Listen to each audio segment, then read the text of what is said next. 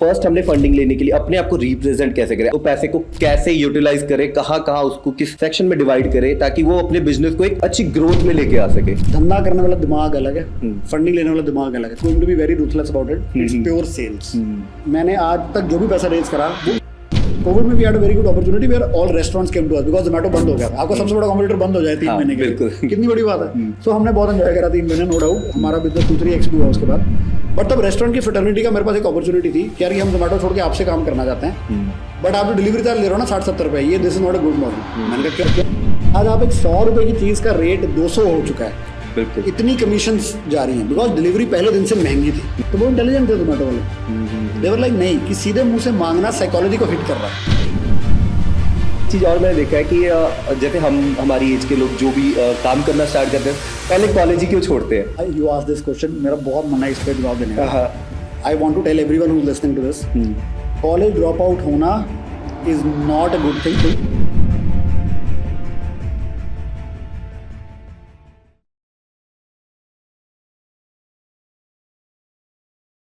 Hi everyone, welcome to NFT. I am Deepak Rai, your host and दोस्त। आज के इस एपिसोड में हमारे साथ है एक vibrant personality. He is the founder of biggest successful startup इन लुधियाना, हम है सर्विसेज। आप समझ गए होंगे मैं किसकी बात कर रहा हूँ। जी हाँ, मिलिंद क्वात्रा। आज हम उससे बात करके जानने की कोशिश करेंगे कि ऐसा क्या हुआ उनकी लाइफ में जो डिलीवरी सेक्टर में उन्होंने एंट्री ली, और एक ऐसी एंट्री जिसने बहुत सारे लोगों की प्रॉब्लम सॉल्व कर दी। मैं बहुत ज्यादा एक्साइटेड हूँ ये जानने के लिए कि एक ग्रेट माइंड के पीछे ऐसा क्या चल रहा था जो इस स्टार्टअप को इतनी आगे तक लेके आ गया। So let's get unfiltered with Milind only on NFT. भाई कैसे हो आप? बहुत बढ़िया। लाइफ कैसी चल रही है? बहुत बढ़िया। मेरे ख्याल से हम लोग आज तक सिर्फ ऑनलाइन मिले, ऑनलाइन बात हुई यार, हम मिले नहीं कभी। तो फर्स्ट टाइम सच में मिलके तो बहुत अच्छा लगा, ब्रो वाली फीलिंग है एक। बट हाँ, obviously the respect is mutual. मेरे को भी हमेशा से था यार कि मिले कभी, है ना। मैं जानना चाहूंगा, आपने उस टाइम में एक सर्विस दी लुधियाना को जो बहुत ज्यादा नीडेड थी, हम है, जो कि मेरे ख्याल से बहुत बड़ा सक्सेसफुल स्टार्टअप रहा है उस टाइम का, क्योंकि मैं खुद वो सर्विस आज की डेट में भी बहुत यूज कर रहा हूँ। तो आप उसके बारे में बताओ थोड़ा सा कि कैसे आपने स्टार्ट किया, ऐसी कौन सी प्रॉब्लम आ गई आपकी लाइफ में कि आपका ध्यान इधर गया और आपने ये सर्विस स्टार्ट की। यार लाइफ में ना तब और आज बड़ी सोच में डिफरेंस है। बट तब ना जैसे कोई भी, मैं फाइनल ईयर में था उस टाइम कॉलेज में, तो हमेशा से एक कीड़ा तो था ही, वो लुधियाना के खून में है कि कुछ एंटरप्रेन्योरशिप करनी है, बिजनेस करना है, वो अलग बात है। बट अमिड्स थिंकिंग यार कि कौन सा बिजनेस करें, क्या करें क्या ना करें, एक मेरे अंदर खुद की बड़ी सेल्फ ड्रिवन एक चीज थी। मैं आर्ट ऑफ लिविंग का वॉलंटियर था तब, बहुत ज्यादा एक्टिव, अभी है फॉलो बट उतना एक्टिव नहीं हूँ। तो हमेशा से ना एक अंदर वो घुसा हुआ था, नहीं यार कि लोगों के लिए कुछ करो तो ना अपने आप काम बनता है, और फैक्ट भी है। तो somehow I just had this feeling यार कि I have to do something for people, I have to do something for society. Literally it started out like that. Business model, business का दिमाग तब स्टार्टिंग में इतना नहीं लगा था।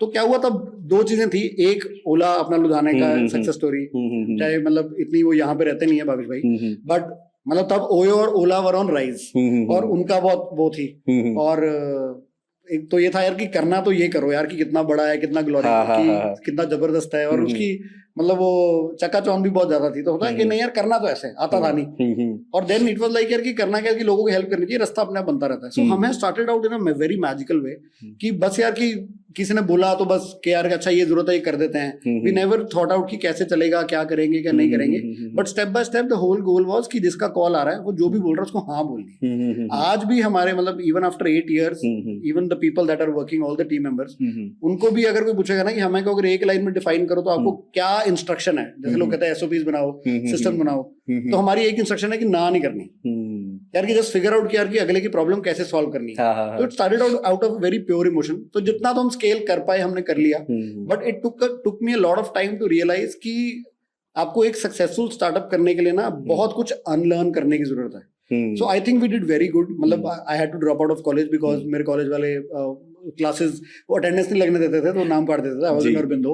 The good thing was that 4 years later I was called as a guest lecturer also. Okay, great. That was a big moment. But मतलब I had to leave my degree, so I dropped out. But तब वो story इतनी अच्छी चली, people loved so much, Ludhiana वालों ने इतना प्यार दिया कि यहाँ पर आज तक, तभी यहाँ पर this is the only city जहाँ पर हम अभी भी बहुत अच्छे से सस्टेनेबल है। अभी it is live even now here, but बाहर जहाँ जहाँ हमने एक्सपैंड करने की कोशिश करी वहां में सस्टेनेबिलिटी लाने में इश्यूज आ रहे थे। और वो क्यों आ रहे थे भाई, coming back to the point कि मैंने क्या लर्न करा कि जो आज हम सक्सेसफुल स्टार्टअप देख रहे हैं, जोमेटो सबसे बड़ी स्टोरी है, आज ब्लिंकिट वो कर रहा है। सो जो ब्लिंकिट आज कर रहा है, 8 साल पहले मैं ही ये बोलता था यार कि आज हम नहीं करेंगे कोई तो करेगा। There is going to be time where just like आपको कैब मिल रही है, आपको कुछ भी चाहिए होगा आपको 10 मिनट में मिलेगा, मिलेगा ही मिलेगा। कैसे मिलेगा, क्या होगा, आई डोंट नो, बट होगा। तो यार I want to be part of that story. तो तब मेरे मन में ये बात थी, एंड तब obviously I was familiar with Ludhiana, I started out इन लुधियाना, और तभी इतना अच्छा हमें रिस्पांस भी मिला, सारा कुछ। But on a bigger scale I think अगर आपको स्टार्टअप करना है या स्टार्टअप की सक्सेस स्टोरी समझनी है ना,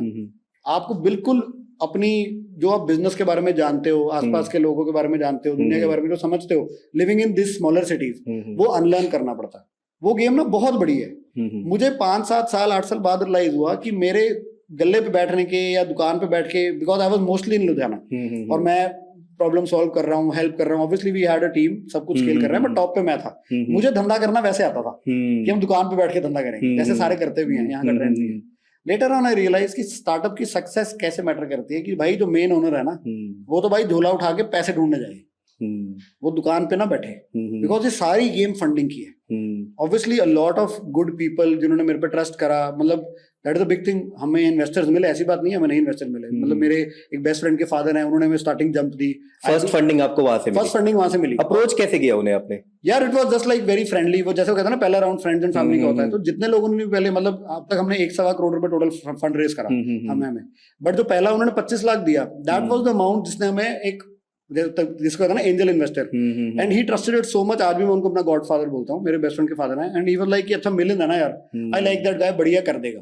उनको बिजनेस नहीं समझ आया, कुछ नहीं समझ आया, वो कहता है यार कि कुछ करना ही निकला तो अच्छा करेगा। उनके पैसे मिल गए उनको वापस? नहीं, अभी नहीं मिले, still the company is on, but that is my biggest regret. But मैंने बिलीव ये सोचा है कि आप सक्सेसफुल कहीं पे भी हो जाओ तो it's not hard to return the money. I now realise कि वो लेसन और लर्निंग इतनी स्ट्रांग है। आज अब जैसे I am in my third journey of entrepreneurship and everything is adding up. जो मुझे पहले 5 साल लगे कुछ चीज अचीव करने में, आज मैं पहले 1 साल में कर पा रहा हूँ, because the learning came up. But coming back to that हमें स्टोरी, कि वो सारी गेम बहुत तगड़ी फंडिंग की है। आज हम जोमेटो ब्लिंकिट की बात भी करें, इट्स ऑल अबाउट कि आप कितना पैसा ला पा रहे हो, और आपको वो पैसा ला के जो बेसिक बिजनेस की मैथ्स है ना, बेसिक बिजनेस की मैथ्स क्या होती है यार, कि हमने 10 रुपए की चीज खरीदी, 12 की बेच दी, 2 रुपए प्रॉफिट। वो मैथ्स को उल्टा करना पड़ता है। मतलब इट्स लाइक अच्छा 10 रुपए की चीज है, 12 की बिक सकती है, आज नहीं कोई ले रहा, तो क्या करें, तो स्टेरॉइडल ग्रोथ लाओ। स्टेरॉइडल ग्रोथ कैसे लाओ, कि एक ड्रीम लो 10 साल बाद की। जैसे मैं बोल तो तब भी मैं भी रहा था कि नहीं यार कि 8 साल बाद ही होगा, बट मेरे पास वो एग्जीक्यूशन एनर्जी या वो रिसोर्सेज है, वो नॉलेज ही नहीं थी। I was not meant for it, I realise now. But मेरे को पता था 7-8 साल बाद तो होगा। So there are some courageous people out there जो कहते हैं 7-8 साल बाद तो जो होगा, and then there are some venture capitalist out there जो कहते हैं यार अच्छा ये बंदा क्रेडिबल लग रहा है, ये कह रहा है 8 साल बाद ही होगा, मैं भी बिलीव करता हूँ 8 साल बाद तो ही होगा। कैसे होगा अभी तो कुछ नहीं समझ आ रहा। We are let us give him 10, 15, 20 million dollars कि तू जा मार्केट हिला, और वो इतना पैसा होता है, उससे आप मार्केट खुद बनाते हो। ओके, जैसे फॉर एग्जांपल आज हम जोमेटो की शुरुआत देखें, तो जो 100 रुपए की चीज है, नॉर्मली बिजनेस क्या है कि 100 रुपए की दाल है, उस पे अगर आप डिलीवरी ले रहे हो तो डिलीवरी चार्जेस लगेंगे और आपके घर पे चीज आएगी। That is how it meant, right? Restaurant वाले क्या करते हैं यार कि चलो कस्टमर डाइन इन नहीं कर रहा, तो हमने पैकिंग वाला डिस्काउंट दे दिया, तो थोड़ा थोड़ा उसको मैनेज कर लिया, तो आसपास तक डिलीवरी फ्री कर दी। This was how it was used to be. But Zomato कहता है कि नहीं यार कि हम डिलीवरी करेंगे, सब कुछ करेंगे, और कल को डिलीवरी पे ही काम चलेगा, और आज डिलीवरी कॉस्ट बहुत ज्यादा है। मेरे को भी चैलेंज क्या है कि मैं हमेशा नॉन स्टेरॉइडल ग्रोथ पे था, because I did not have enough funds कि मैं जबरदस्ती लोगों को पैसे बांट पाऊं, कि कस्टमर्स को बोलूं कि 100 रुपए की चीज है, पीछे से 100 की मिल रही है, बट मैं तुम्हें 50 की दूंगा। तो दैट इज व्हाई हम पीछे रह गए, दैट्स ओके, नो डाउट मेरा तरीका गलत था इन दैट गेम। बट वो गेम ऐसे खेली जाती है कि उसमें कस्टमर के अंदर आप आदत डालते हो, मतलब अंदर घुसाते हो जबरदस्ती। लाइक ओला कैब्स आज चल रहा है या उबर चल रही है, अगर ये पहले दिन से 300-400, आज एवरेज राइड 200-300-400 की तो लुधियाना में पड़ जाती है, दिल्ली में एवरेज राइड 500 की पड़ती है, but when they started off they did it with 30 rupees, 50 rupees, 60 rupees. So वो जो स्टेरॉइडल ग्रोथ करने की जो जिगरा है ना, वो इतना पैसा और वो ग्रोथ और वो रिसोर्सेज और वो लेवल, वो आता है टॉप लेवल सिटीज से। इंडिया में जैसे सिलिकॉन वैली, बैंगलोर को बोला जाता है। So it starts from there. So I realise that अगर आपको पूरा इंडिया को कैप्चर करना है तो you start from the top. मैं अपने ही एरिया में लगा रहा कुछ ना कुछ करने, and we did very good यार। I am very proud of me, my team and everything. बहुत अच्छा किया आपने, मतलब आई बिलीव बहुत अच्छा करा। बहुत लोगों के प्रॉब्लम सॉल्व किए, स्पेशली मेरे जैसों के। मैं बहुत ज्यादा यूज करता हूँ मैं सर्विस, तो मुझे पता है कि मेरे लिए कितना बेनिफिट है ये कि घर बैठे सब काम हो जाते हैं, मेरा टाइम सेव होता है, मेरी मनी सेव होती है, बहुत सारी चीजें है, तो मेरे लिए तो ये बहुत अच्छा है। मैं बात करें तो आप लोग ये चार्जेस कैसे डिसाइड करते हो कि इस पॉइंट से इस पॉइंट का आप ये डिलीवरी चार्जेस लोगे? यार सिंपल सा टाइम एंड पेट्रोल वाली फ्यूल वाली हमारी ग्रॉस कॉस्ट है। हमारा समय लग रहा है बंदे का, एक बंदे की कॉस्ट है पूरे दिन की, एक पेट्रोल लग रहा है ट्रैवल करने। आज क्या है ना, आज स्विगी भी यही काम कर रहा है, जोमेटो भी यही कर रहा है, ब्लिंकिट भी यही कर रहा है, तो उस कंपटीशन के बीच में उनसे कम रेंज में ये चीजें प्रोवाइड करवाना कितना डिफिकल्ट है? यार बहुत डिफिकल्ट है, बट हमारे साथ आज भी मैं कहूंगा लुधियाना में जो हमारे साथ पक्के कस्टमर जुड़े हुए हैं, आज उनके सिर पे ही हम चल रहे हैं। आई am very honest and open about it. हम कोई मार्केटिंग अब एक्सपैंड करने का हमारा कोई एक्चुअली प्लान नहीं है, मेरा भी 2-3 साल से फोकस शिफ्ट हो गया है। But point is that the team is doing very good and हमारा गोल ये है कि जो हमारे कस्टमर्स हैं उनको हम प्यार से अच्छे से सर्विस दें एंड मैक्सिमम कस्टमर वो जुड़े हैं जो एक टेक लेवल के थ्रू जाने की बजाय कस्टमर्स से बात करके ज्यादा अच्छा फील करते हैं। फॉर एग्जाम्पल आई फील कि हर चीज इतनी ऑटोमेटेड हो गई है, अगर आपको कोई इशू आता है, कोई कस्टमर सपोर्ट ही नहीं है, मतलब चाहे जोमेटो हो, चाहे स्विगी हो, चाहे आप कोई और, चाहे बैंकिंग हो, कुछ भी हो, it's too automated. So I believe कि हम थोड़ा सा ओल्ड स्कूल में वो थोड़े से लोगों के साथ ही हमारा काम चल रहा है और वही हम कर रहे हैं। Okay okay, great great. अच्छा, एक बात करो कि फंडिंग लेने के लिए अगर मैं कहूँ कि आपको एक मैसेज देना हो या कुछ आइडिया शेयर करना हो, तो फर्स्ट हमने फंडिंग लेने के लिए अपने आप को रिप्रेजेंट कैसे करें? आपको तो आपके सर्कल में ही मिल गया, बट एक न्यू एंटरप्रेन्योर है जो कुछ स्टार्ट करना चाहते हैं, वो कैसे अपने आप को प्रेजेंट करे, क्या क्या तैयारियां करनी चाहिए फंडिंग के लिए? और फंडिंग से समझो पैसा भी मिल गया, तो पैसे को कैसे यूटिलाइज करे, कहाँ कहाँ उसको किस सेक्शन में डिवाइड करे ताकि वो अपने बिजनेस को एक अच्छी ग्रोथ में लेके आ सके? एग्जैक्टली, मैं वही कह रहा हूँ कि इसमें ना आपकी धंधा करने वाला दिमाग अलग है, फंडिंग लेने वाला दिमाग अलग है, तभी सीईओ और सीओओ अलग अलग करे जाते हैं। और मेरी गलती क्या थी कि मैं I was trying to become both, तो मैं भी वहां मरा। आज ये सब कर रहे हैं, मतलब जो भी स्टार्ट कर रहे हैं वो खुद ही सब काम कर रहे हैं मेरे ख्याल से। गलत अप्रोच है, ओके, तभी उनको फंडिंग लेने में चैलेंज भी आता है। जो एक्चुअली जो फंडिंग ले, आप पता है, एक तरफ मैंने वो दुनिया देखी है बच्चे से, एंड आज भी मैं उनके साथ उठता बैठता हूँ। I have very good network now, but the point is कि दुनिया को लगता है कि फंडिंग नहीं मिलती। I am telling you, investors मर रहे हैं पैसे देने के लिए।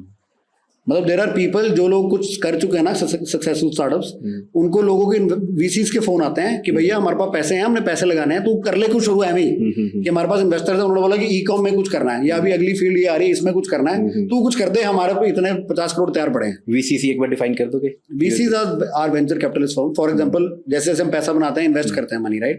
तो फॉर एग्जांपल आज धीरे धीरे मेरी इनकम बढ़ी जा रही है, तो मैं सबसे पहले एफडी में लगा दूंगा, फिर सिप में लगा दूंगा, फिर स्टॉक मार्केट में खुद इन्वेस्ट करने लग जाऊंगा। तो जैसे जैसे पैसा ज्यादा बनाते हो, अब ये high risk high reward return में चले जाते हैं। So then there are people, और स्टार्टअप्स का क्या है, मेरा आज भी मुझे याद है, मेरे बेस्ट फ्रेंड ने अपने फादर को जो बोला था कि पापा ये कि मिलन को पैसे चाहिए, तो कहता मैंने एक ही बात बोली, तूने बोला कि पापा? कहता मैंने पापा को ये बोला कि पापा ये पैसे 0 से 800 गुना हो सकते हैं। अच्छा, so that is a very single line definition कि स्टार्टअप्स में पैसा 0 से 800 गुना हो सकता है। So when you think like that, आपको लगता है कोई ना यार, लेट्स टेक अ चांस। तो there are people who have, जो उस लेवल तक पहुंच चुके होते हैं कि अब हम यार पैसे को सट्टा मारते हैं, अब देखते हैं।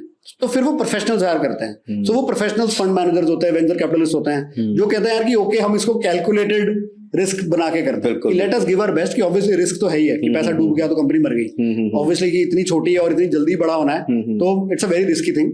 बट लेट अस सी यार कि मतलब कुछ ऐसा स्प्रेड करते हैं कि 10 स्टार्टअप्स में लगाते हैं जो बेस्ट लगे, 10 में से 2 भी चल गया तो सबके पैसे पूरे हो गए। सो दे आर वीसीज। तो आप, अगर आपके पास 50 लाख करोड़ रुपया है, आप किसी अच्छे वीसी को अप्रोच करो, तो आप बोलेंगे HNI, हाई नेटवर्थ इंडिविजुअल, तो आप वीसी को बोलो कि मैं आपको पैसा दे रहा हूँ, आप मेरे जैसे जितने भी करोड़ लोगों से आपने पैसा इकट्ठा करा हुआ है, आप मतलब काफी लोगों से करोड़ रुपए इकट्ठा करा हुआ, आप जाके स्टार्टअप्स में लगाओ। तो just as a bank, venture fund बोलते हैं उनको, मतलब तो वो खुद रिटर्न हमें देते हैं। जैसे म्यूचुअल फंड्स हैं, उसका एक बड़ा प्राइवेट प्लेसमेंट वाला एक बड़ा गेम है जिसमें रिस्क रिवॉर्ड रेशो बहुत ज्यादा, वो वीसी होता है। जो प्रोफेशनल्स हायर्ड है कि यार कि हम अमीरों के पैसे आगे लगा रहे हैं और पीछे उनको रिटर्न दे रहे हैं, तो उसकी रिटर्न मानी जाती है कि वेंचर कैपिटलिस्ट की रिटर्न 40% आ जाती है अच्छे वीसी की।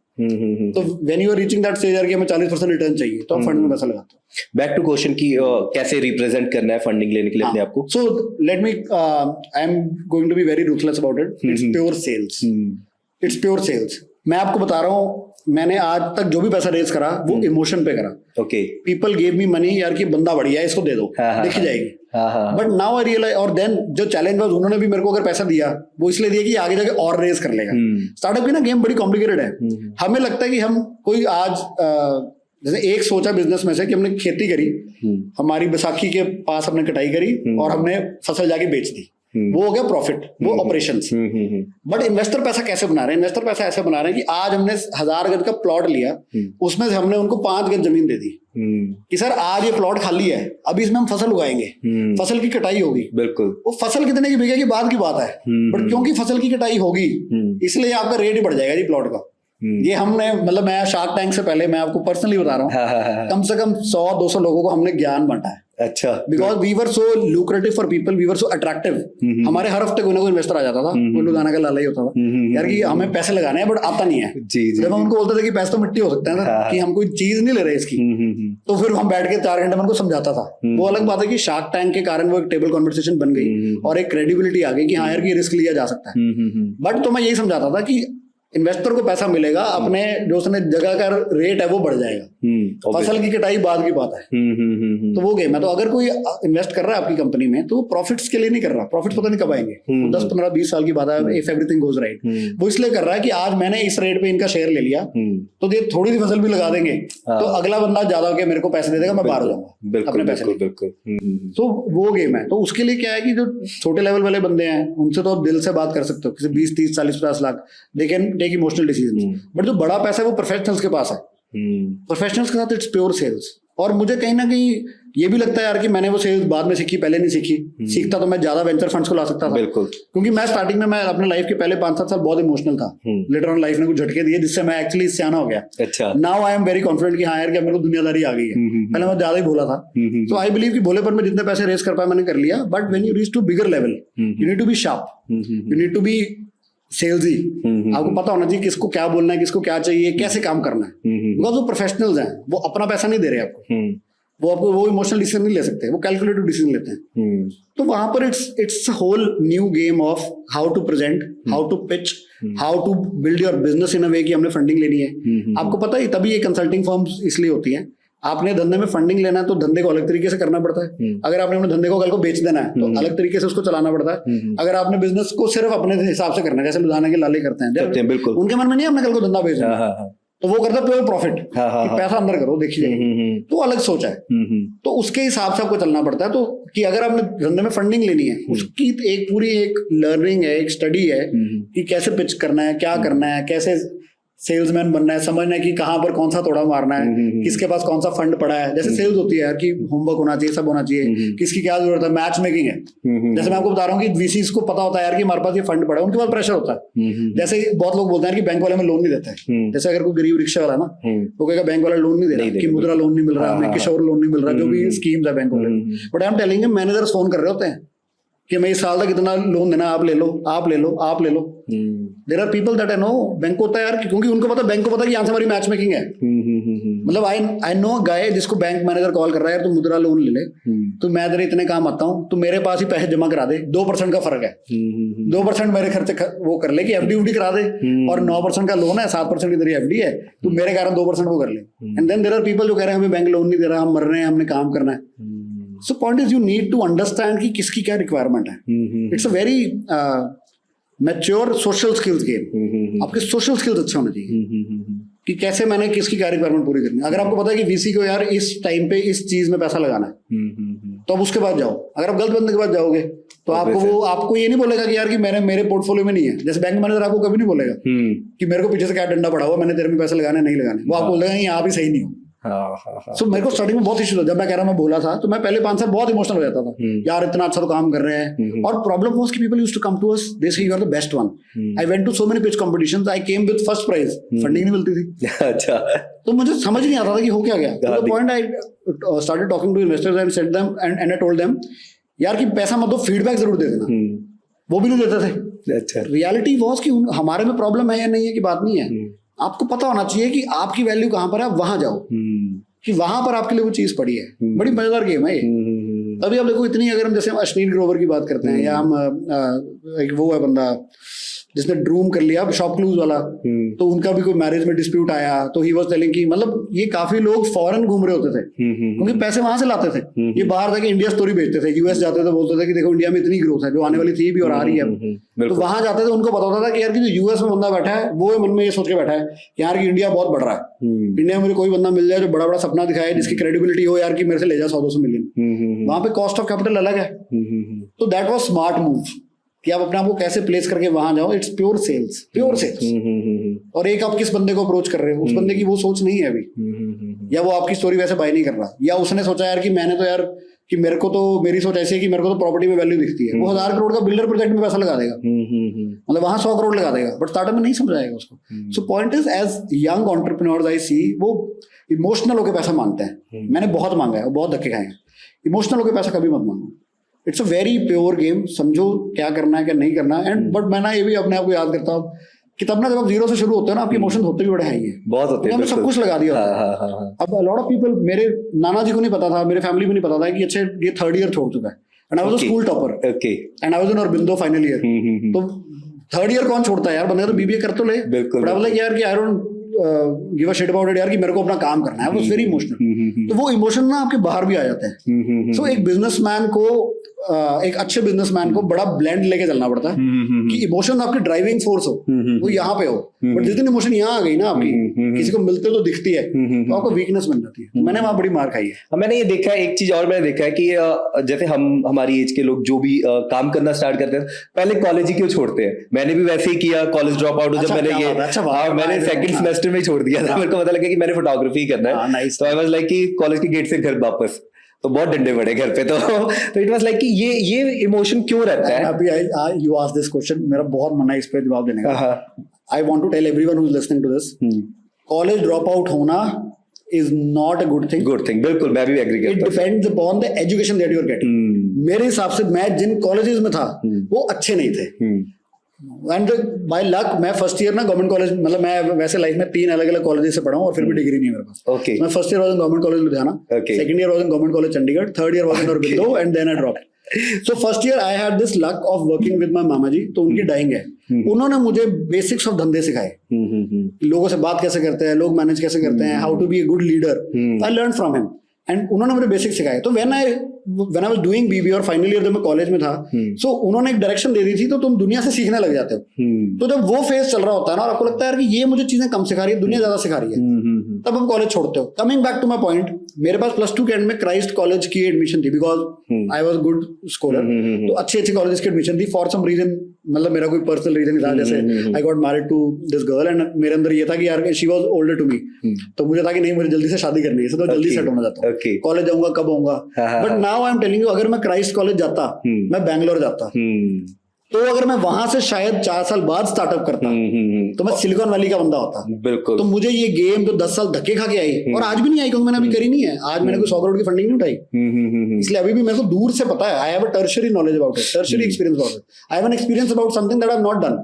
और अगर मैं वहां होता और मैं अगर अच्छा हूं तो तभी अच्छा होता, बिल्कुल, तभी एंटरप्रेन्योर स्पिरिट तो होता, और मैं वहां से करता तो शायद मैं एक सक्सेसफुल स्टार्टअप एक्चुअली बना पाता। मतलब हमारे टाइम पे आई स्टार्टेड हमें इन 2015, Danzo started in 2016.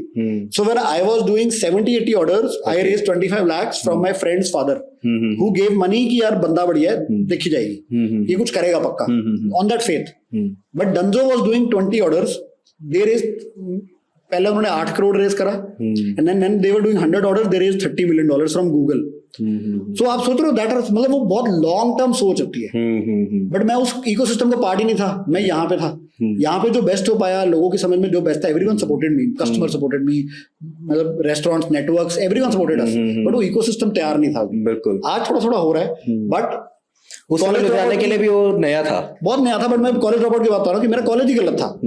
अगर आपका कॉलेज गलत है, for some reason you have gone into bad college, और यू बिलीव कि यार कि this is too slower than me, then you drop out. And then you have to be very sure कि यार कि मेरे को कल को क्या क्या करना है. हाँ, मुझे भी यही था क्योंकि मैं एमबीए कर रहा था, इधर मैंने फोटोग्राफी चूज कर ली, तो मुझे था कि फोटोग्राफी करनी है. एमबीए से मेरे को कुछ उधर मिला कि नहीं. हाँ, मैं किसी मास कम्युनिकेशन में होता तो मैं शायद ना ड्रॉप करता, पूरा डिग्री लेता उस समय.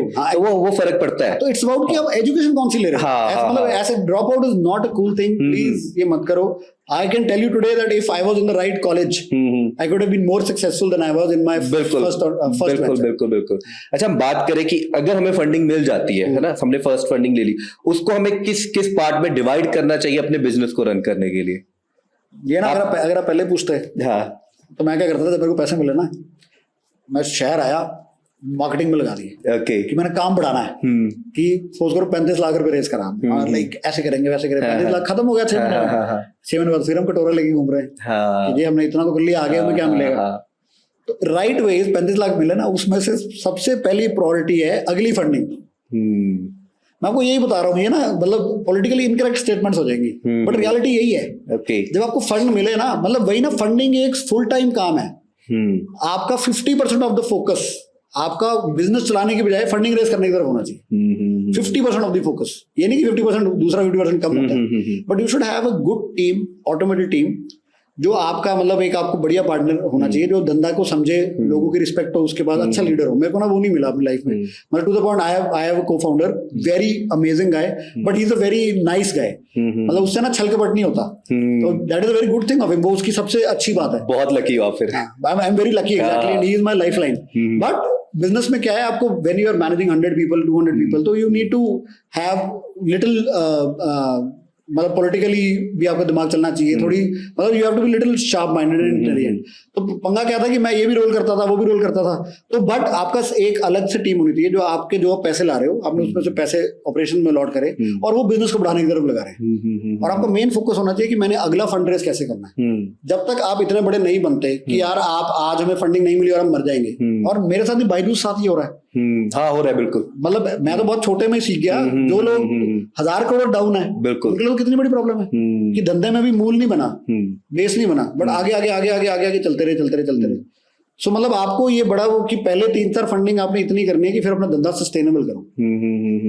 बट पहले वही कह रहा हूँ ना, स्टेज ऑफ बिजनेस की बात है कि आप कह रहे हो कि फंडिंग आई तो हमने कहाँ लगाने हैं. वो जैसे कोई भी बंदा धंधे में लगाता है वैसे ही लगाते हैं कि यार कि थोड़ा हमने स्टाफ और बढ़ा लिया, एक्सपैंड कैसे करना है, कौन सी मार्केट में जाना है, क्या करना है, वो प्लानिंग हो जाती है. वो की बड़ी बात है. धंधा आपको अपने आप बताता है. ये भी मेरी बहुत अच्छी लर्निंग है कि always be sensitive to business. Business अपने आप बताता है आपको कि मेरे को किस चीज की जरूरत है. और अगर आप सेंसिटिव और ओपन रखोगे ना अपना माइंड बिजनेस करते हो, आपका बिजनेस बहुत अच्छा चलेगा. अगर आप बहुत रिजिड हो जाओगे ना, मैं भी बहुत जगह जहां रिजिड हुआ मैंने वहां पे मार खाई. फॉर एग्जाम्पल, मैं पहले दिन से ओवर वो था कि हमने कमीशन नहीं चार्ज करनी, 0% कमीशन रखेंगे, रियल फूड रियल प्राइजेस करके हमने कैंपेन लॉन्च करा. सो ही भी कैफे वाले दे आर लाइक हम इकट्ठे ही बड़े हैं सारे. तो कोविड में we had a very good opportunity where all restaurants came to us because Zomato बंद हो गया था. आपका सबसे बड़ा कॉम्पिटिटर बंद हो जाए 3 महीने के, कितनी बड़ी बात है. सो हमने बहुत एंजॉय करा 3 महीने, नो डाउट. हमारा बिजनेस 2-3x भी हुआ उसके बाद. बट तब रेस्टोरेंट की फ्रेटर्निटी का मेरे पास एक अपॉर्चुनिटी थी कि यार हम जोमेटो छोड़ के आपसे काम करना चाहते हैं, बट आप जो डिलीवरी चार्ज ले रहे हो ना 60-70 रुपए, ये this is not a good model. मैंने कहा क्यों? I was foolish then. Even my friends told me यार कि हम डिलीवरी दर से कराना चाहते हैं, बट ना 60-70 बहुत ज्यादा है. 20-30 हम दे देंगे, 20-30 कस्टमर से ले लेंगे. मैं कहा नहीं, मैं कह रहा हूँ बहुत भोला था उस टाइम. नहीं, मैंने कहा यार पेट्रोल की कॉस्ट है, डिलीवरी चार्ज कस्टमर को देना चाहिए. वो आज अलग बात है कि आज सारी दुनिया बुद्धू बन रही है कि आज आप एक 100 रुपए की चीज का रेट 200 हो चुका है. बिल्कुल, इतनी कमीशन जा रही हैं बिकॉज डिलीवरी पहले दिन से महंगी थी. मैं भी मैं जब डिलीवरी की कॉस्ट 60 रुपए है, मैं कहता हूँ हम 60 ले सकते हैं, मतलब 20-30 कैसे ले सकते हैं. But that is the beauty of business. तो वो इंटेलिजेंट थे जोमेटो वाले. दे वर लाइक नहीं कि सीधे मुंह से मांगना साइकोलॉजी को हिट कर रहा है. कस्टमर 60 रुपए की डिलीवरी चार्ज नहीं देगा, कस्टमर खाने से ही डिलीवरी चार्ज को जोड़ रहा है. मैं कहता था कि डिलीवरी चार्ज आप जोड़ो जाने और आने से. कि मैं आया, बाइक स्टार्ट करी, गाड़ी स्टार्ट करी, स्कूटर स्टार्ट करा, किसी लड़के को भेजा तो मेरी 50-60 रुपए कॉस्ट लगी. बट नहीं, उनकी सोच सही थी. होगा तो नहीं, खाने की अमाउंट से कस्टमर डिलीवरी चार्ज सोचता है, क्योंकि वो साइकी वैसे थी. मैं अपनी धुन में सवार था. सो लॉस दैट अपॉर्चुनिटी कि मैं कहा नहीं मैं तो 60-70 रुपए लूंगा. तो मैं अभी भी उसी दुनिया में छोटे से सर्कल में हूँ and I am happy with the people जो प्यार दे रहे हैं हमें. बट उनकी साइकी सही थी, डिलीवरी चार्ज कम लो, राइडर्स को ज्यादा दो, खाने में से मार लो. हाँ, कि कस्टमर को पता नहीं लगेगा. सरे आम इतने कैंपेन हुए, मतलब बड़े बड़े ब्रांड्स, हल्दीराम का मैंने वो देखा कि सरे आम यार उनका मेन्यू में वो आइटम्स 100 रुपीज की हैं, टोमेटो में 150 रुपए की. हाँ, ये तो उनको कमीशन से पूरा करना पड़ता. 25-30% कमीशन थी और वो था. आज वो इतने ही लेवल क्रॉस हो चुका है, बट वही ना, कस्टमर जैसे चाहेंगे वैसा ही होगा, वही होगा। But I believe it's a big level, मतलब, और मैं नहीं कर पाता ये, नो डाउट, मतलब वो मेरा बैड बिजनेसमैन होने वाली बात है, बट यार आज आप देखो प्लेटफॉर्म फीस भी वो चार्ज कर रहे हैं सरेआम, फिर आपको कह रहे टिप भी दो, जो कल्चर इंडिया में था नहीं। हाँ, कि और टिप का मतलब क्या है कि आप अपने डिलीवरी, बेसिकली टिपिंग इज कि you can pay your delivery charge partners less, कि आप अपने डिलीवरी बॉयज को कम सैलरी भी दे सकते हो क्योंकि उनको पता होता है कि टिप आ जाएगी, सब कस्टमर्स को कह रहे हो टिप भी और दो, बस दैट इज स्मार्ट, तभी वो सक्सेसफुल है। मैं बेवकूफ हूँ, दैट इज स्मार्ट। कि पैकेजिंग चार्जेस क्या होता है यार, आप सोचो we were in that era कि अगर आप खाना खाने जा रहे हो 200 रुपए का है, आप पैक करा रहे हो, उस पर डिस्काउंट है, पैकिंग डिस्काउंट होता था, आज पैकेजिंग चार्जेस होने लगे। It's like restaurant charges, packaging charges, extra sauce का चार्जेस। हाँ बिल्कुल। व्हाट इज दिस यार? फिर then platform fees also, it's like just writing on the menu कि यार ये हमारा प्रॉफिट है, प्लेटफॉर्म कमीशन ही तो कमानी है, फिर रह क्या गया? मतलब आज वो इतने बड़े बन चुके हैं, but they are the right people, मतलब मैं गलत रह गया इसमें। आज वो इतने बड़े बन चुके हैं कि उन्होंने इतनी वो स्टेरॉइडल ग्रोथ जो मैं कह रहा हूँ, आज इतनी आदत लग चुकी है। मतलब इवन मैं भी जब लुधियाना में भी होता हूँ तो बड़ी बार मैं जोमेटो से ऑर्डर कर लेता हूँ, बट द पॉइंट इज कि वो इतनी आदत लग चुकी है कि it's so convenient that paying extra amounts, इधर से जो पैसा आपका लीक हो रहा है एक्स्ट्रा, कि आप एक्स्ट्रा वो दे रहे हो तो आपको पता नहीं लगता। So business has to be done psychologically, not emotionally. आप इमोशनली चल मैं इमोशनली चल रहा था स्टार्टिंग में, दैट्स ओके यार, मैं छोटा था, इट्स ओके। बिल्कुल, आज एट एज ऑफ 29-30 अगर मुझे लगता है कि मेरे को अक्ल आ गई, आई एम वेरी हैप्पी यार। अच्छा, आपने टीम कैसे बनाई? लुधियाना में सबसे डिफिकल्ट टास्क जो है वो टीम बिल्डिंग का है। कैसे, मतलब आपको इतने अच्छे लोग मिल गए या बीच में किसी ने फ्रॉड भी किया, आपके साथ कुछ हुआ ऐसा?